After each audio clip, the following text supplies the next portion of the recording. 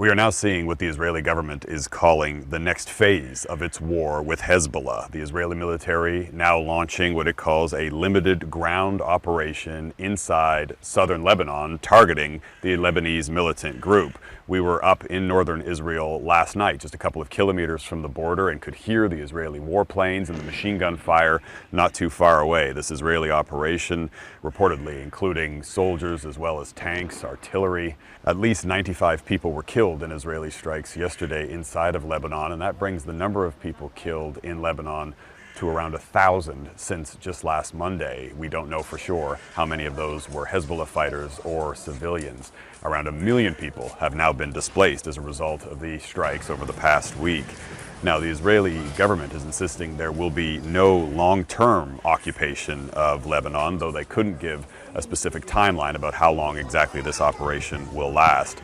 And the ground incursion comes despite warnings from the United Nations and the United States. U.S. President Joe Biden, Canadian Prime Minister Justin Trudeau, among other world leaders, are still calling for a ceasefire between Israel and Hezbollah that would last 21 days. But so far those calls have gone unheeded.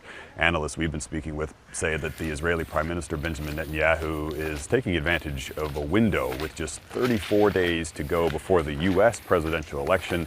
He's betting that Washington wouldn't dare stop supporting Israel now.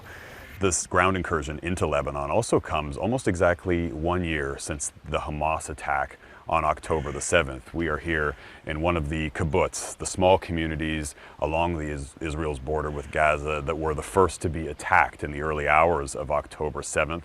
Around 1,200 Israelis were killed in that attack, and this kibbutz, like many others here, remains empty. People still unable or unwilling to return to their homes here.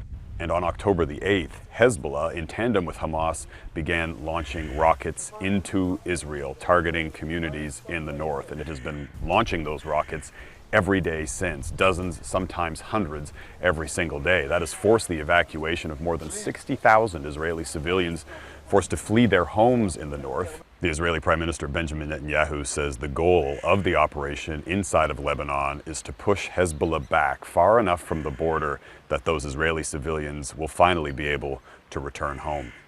Jeff Semple, Global News in Kibbutz Ana Shlosha, Israel.